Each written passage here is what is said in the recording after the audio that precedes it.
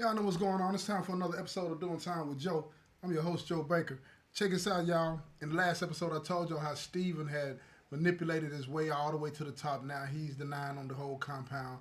But look here, y'all. Heavy is the head that wears the crown. You hear what I'm saying? Heavy is the head that wears the crown. He did not realize that he would have to have contact with so many different people in a way that where it would call for him to have to make deals, make agreements, have understanding. He would not always get his own way. And what he learned is that he was not really ready for this position. But nonetheless, he learned like a lot of people on the job, and he became really good at it. And over the next 10 years, you know what I'm saying, he maintained this spot. And I'm going to tell you a little bit about this spot and how timing played a part in him becoming, you know what I'm saying, ultimately that number one G in the state, right? But look here, y'all. Keep on listening, right? Because I'm trying to tell y'all real talk now. I'm trying to tell y'all how it can go down. Not necessarily saying that this has happened to every individual that I know that ascended to the top, because I know some brothers that, you know what I'm saying, kept it thorough, kept it 100 as far as the G code is concerned, right? But not all of them do. Not all of them do. But what I will say is that all of them understand that the lifestyle is a cannibalistic lifestyle. And keep in mind, like I told you in the last couple of episodes, that, you know, that lying and manipulating brothers, it teaches them, you know, those up under you, it teaches them that this is about survival of the fittest. And part of the tools, you know what I'm saying, that you can use to survive in that type of environment is lying, manipulation, deceit, and all of those types of things. That is not the recipe for success. It may get you what you want in the short term, and it may get you what you want in the long term. But at the end of the day, you've laid a foundation. You've laid a foundation of, you know, your turn is coming. Everybody gets their turn at bat, right? So sit back, relax, y'all, and enjoy this show, right?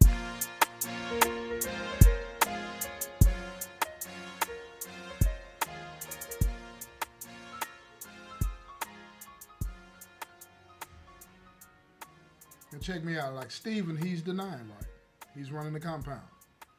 Everything that he says and does is carried out to the fullest by the guys. And they respect it. They don't know that he's the snake in the grass. They have no idea that he's a real snake. They have no idea, excuse me, they have no idea that the nine was crossed out. They had no idea that the COS had been crossed out by him. With the help of the administration, they had no clue that these things had taken place. All they know is that he's the one to look to. He's the one that has all the answers to their problems, and he's the one that's feeding them. So everything is fine as far as they're concerned. But what Steven didn't understand is that he had to be, you know what I'm saying, not only the leader of the whole gangster organization on that compound, he had to be the mediator, the peacemaker, and everything else with all the other gangs on the compound. Vice Lords, Bloods, Crips, Aryan Nations, you name it. He had to have a certain type of relationship with all of these groups, because that's the only way he would be able to fulfill what he had promised the administration. Remember, they give him the leeway that he has because they want to maintain peace on the compound. Now, before, he could make promises he didn't necessarily have to keep. Yeah, I want to make sure this and make sure that happens. But he didn't have the influence. He didn't have the say-so, right? But he could manipulate different situations and achieve his goals. But now, he was that dude. He was that dude. And now he had to make sure not just that the Treasury Department was straight or the Security Department was straight. He had to make sure that the whole compound stayed straight. He had to try to control situations and events that he couldn't necessarily control. So it cost him a lot. He had to go in his pocket a lot and pay individuals to stand down and pay individuals to do things that would allow him to continue to do what he wanted to do. And he got bolder. Remember, he was living with a boy, but he had everybody convinced that he was living with the boy because the boy would hold his drugs and things like that, and if something went wrong, he would take the charge, things like that. And I'm not saying that those things didn't happen, but the boy wasn't in the cell for that. we already have established what the boy was in the cell for. Coochie, coochie, coo. You understand what I'm saying? But here, check it out. Here's the thing. Now, when you get that top spot, on the compound, you get to feeling yourself. So now, he's not as careful with what he says and what he does in regards to his living situation. So people are starting to talk. Rumors are starting to float around that there's more going on than this boy holding the pack. So now, to squash those rumors, he has to run back where?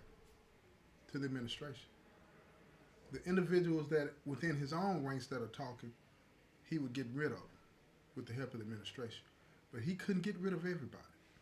He couldn't get rid of the Vice Lords. He couldn't get rid of the Bloods and the Crips and the Aryan Nation and the other organizations. He couldn't get rid of all the peons that were starting to whisper. He couldn't do it. One thing about the penitentiary, y'all, rumors run wild in here. Doesn't have to be true, but it's going to run wild. But if it is true, oh my God. But here's the thing on that. Rumors in one penitentiary are not contained by that fence that surrounds that penitentiary. People write letters. People have grudges. And remember what I told you about the business becoming cannibalistic? Well, here's an example of it. Because now you have brothers that are writing brothers in other positions of authority at other prisons and letting them know that there's something going on with Stephen. People are talking. And what that does, let me explain to you why that's important. Because people can do what they want to do, as far as I'm concerned. You know what I'm saying? You have to live with that. But what that does in this lifestyle that he's living, that I've lived, people look at that as a sign of weakness. It undermines that fear, that big-chested thing that a lot of people want to assume that all gangsters have. It undermines that. Why is that? People assume, wrongly so, because I've seen some dudes that, you know what I'm saying, get down and suck, lick, whatever they do. You feel what I'm saying? I've seen some dudes that can get down. They got hands. But it's still this belief that if you're doing that, that you're weak. If you're doing that, you shouldn't be in charge. If you're doing that, you can't be a gangster. It's rules against this thing. So because he became so arrogant, he forgot that. He forgot that. It's not a situation where gangsters and any other organization don't say, you know, you can't be gay. What they say is that you can't be gay and be in this. That's what they say. That glass ceiling, so to speak, hadn't been broken yet. Openly anyway, because we all know what's going on. You feel me now? We all know. I'm telling you now. And those that'll tell you that ain't nobody that gay within the ranks is lying to you. I'm telling you now. They lying. In the penitentiary and out. They just keep it on the low because they know the risk. But those brothers that Stephen was putting in play, the COS and the Treasury, they were obligated to him because they were just as dirty. You know how it go. You know what I'm saying? You when you in the lifestyle, everybody got to take the gun and shoot the body. Now we all locked in. Can't nobody say nothing about nothing. You can't say nothing about him, you know what I'm saying, sleeping with boys, and he ain't going to say nothing about you, you know what I'm saying, getting high. You feel me? He ain't going to say nothing about you for lying and snitching as long as you don't say nothing about him. That's just how it goes. It's a trade-off on information. And that's how the organization moves forward. But that's dangerous. Because when you get somebody that's so-called pure, and when I say pure, I mean somebody that believes in GD, up and down by the letter of the law, no ifs, ands, and buts, no cutting corners. You got to worry about them because they'll start to use that to tear you down. And they got the authority of the law behind them. And that's what was going on with Stephen. He ran up against this guy that was relatively young, like him, but he believed in the business by the letter of the law. So when he heard about the rumors, he tried to investigate it. And he got to the boy. And the boy, being as arrogant as Stephen, wasn't minding his mouth. And he told a gangster, if you keep asking questions about what me and Stephen are doing, you're going to find yourself like all the rest of them on the bus. So his antennas went up. Whoa, wait a minute, what does that mean? Now, this young brother go back to some of the guys and he said, look, he threatened me and said if I keep on asking these questions, I'm going to find myself on the bus. What does he mean by that? Then they started to think about, all of a sudden, the issue came up about the COS. All of a sudden, the issue came up about the 9. Everybody was still baffled at what happened with them and why they got shipped and how they got shipped so fast. But nobody could even fantasize on the wildest levels that he could even get that done. How do you do that? How can a gangster get another gangster shipped? You ain't got that kind of power. You can complain to the administration all you want. You can't get nobody shipped unless you in business with them. So now, this young brother, he's writing letters. He's writing letters to the other folks all over, saying something is wrong here. This individual here, if this stuff is true, then we got problems. But then he started to get letters back on the hush-hush from board members, telling them, look, if you can't prove this stuff, you need to keep your mouth shut until you can. Because there ain't no bringing up no bogus stuff, because if you bring up some bogus stuff against the 9, you're going to get dealt with. Just a warning to him. But they told him, keep looking on the low and let us know. Now he knows he got some lukewarm support, right?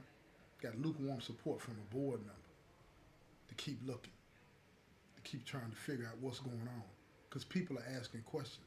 Now, here's the thing. Nobody's understanding or knowing why these questions are being asked. But here's the thing. IA got wind of it. You got to watch them. Because you never know when they reading your mail. You never know. So they bump down on Stephen. They tell him, look, we might have to ship you. He panics. Why? I've done everything that you asked me to do. And they told him, this is going to be for your own good. This is a strategic move. If you move now, you feel what I'm saying? And if you request to move and give up this spot and go do what you do somewhere else, we'll make sure you're straight somewhere else. That's what they told him. Then you can quash all of these rumors. You just got to start over at the other institution. So that's what he did. He put in for a transfer and he went to one of the toughest prisons in the state. I ain't going to call the name of it, but any of you that's been locked up in Tennessee, you know what it was. It's several different ones, but you pick one. I'm not going to tell you which one because you might start figuring out who I'm talking about. But they know. But here's the thing. When he did get to this other place, he started his same old shenanigans.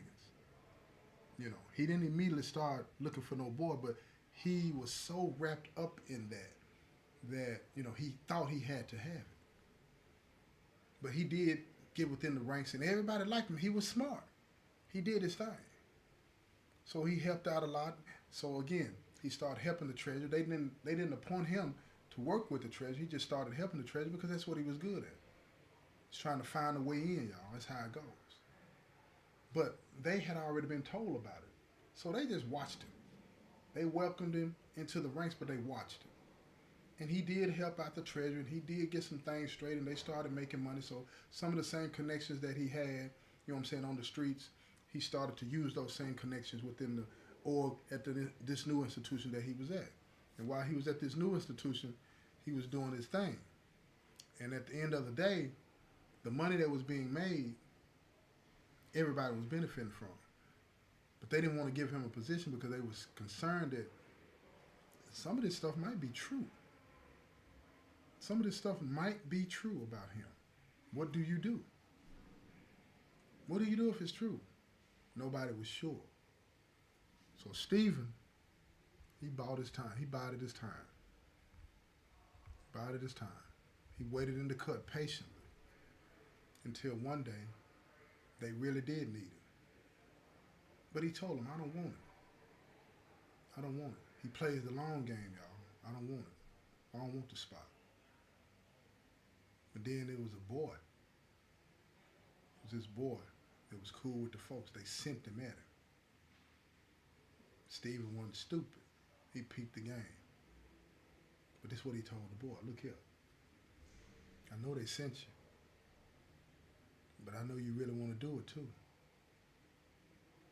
Next thing you know, the boy done turned on the folks and they sneaking again. Because the boy gonna do what the boy gonna do. So he's sneaking and gigging with the boy. And then the boy turns him on to guess who? Female officers. Oh my God. For real. Because you know them boys, they stay cool with these women. So he turned them on to these female officers. And Stephen wasn't a bad looking dude. Now keep in mind, what I want you to understand is Stephen had never been with a woman. Never.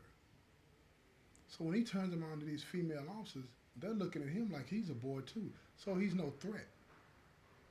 He's no threat to them. He don't want no coochie. You feel me? You know, I don't know what they talk about when they get together. You know what I'm saying?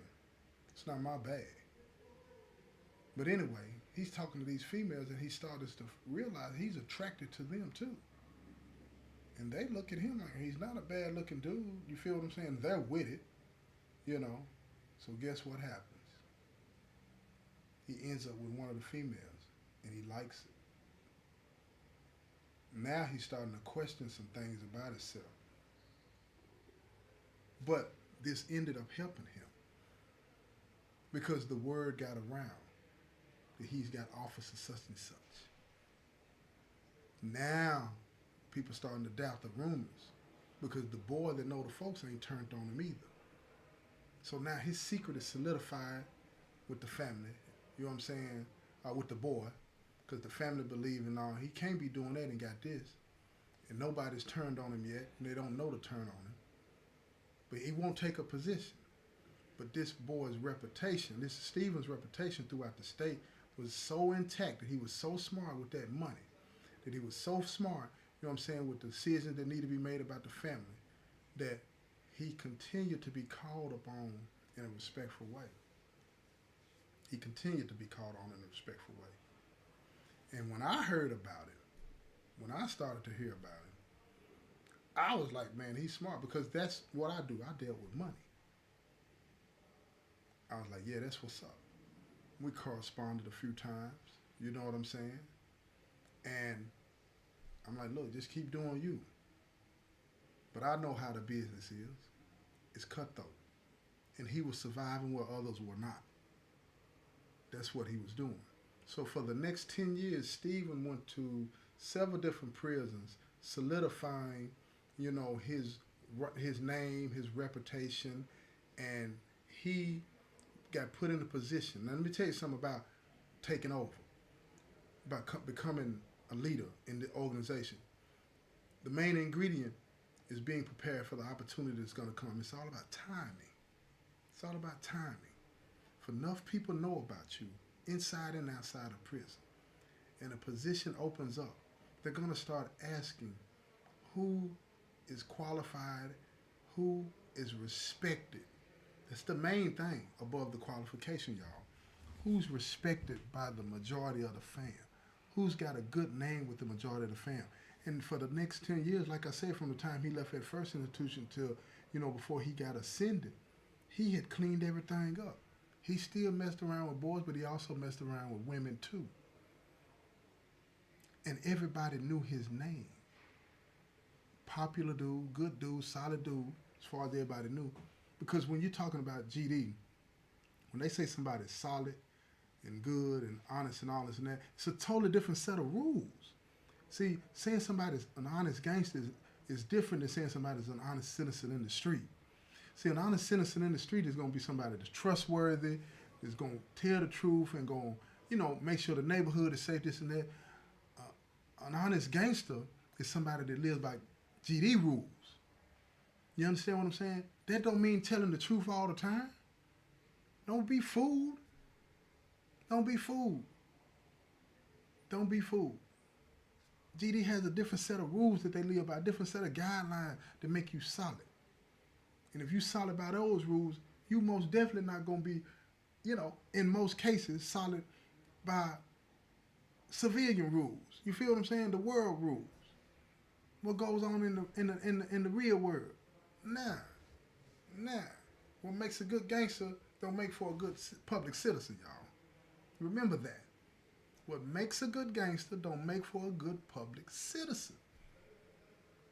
That's the contradiction that most people don't get. Now let me tell you something. This is what went down. Stephen, by now, they got cell phones in the penitentiary, y'all. Keep that in mind. So Stephen is asked to participate in a conference call all over the state. Got an issue with the head G of the state. It's going down. This brother was trying to he was trying to consolidate his power base. See, you got the G of the state, in the penitentiary, and then you got the same thing that's over the streets, right? Two separate things going on, right? One can't be both. You feel what I'm saying? You can't be over the penitentiaries and the streets or vice versa.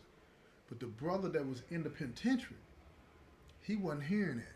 He was just as ambitious as Stephen.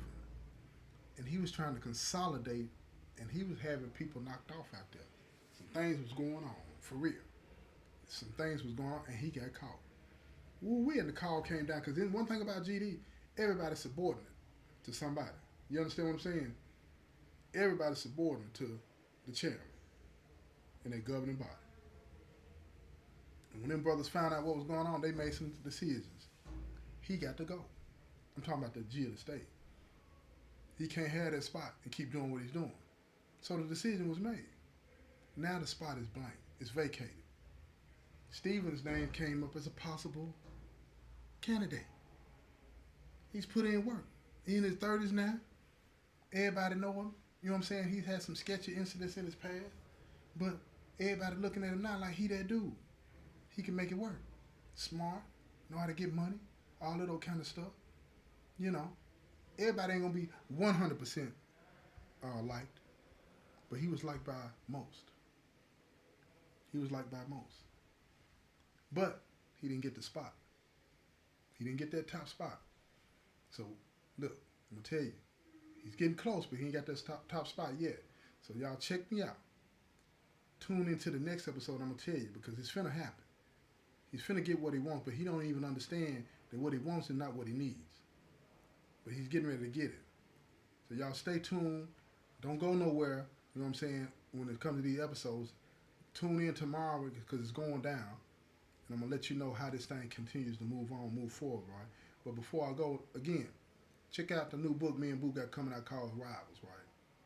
It's about a father and son that was in opposite gangs. It's based on the episodes that I did a long time ago about a father and son that was in rival gangs. They end up going at each other, right?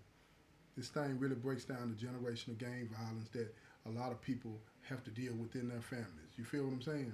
It's a good book. It's a good read. So check it out. You know what I'm saying? It's available at jtb3.org. You know what I'm saying? On Boo's website, right?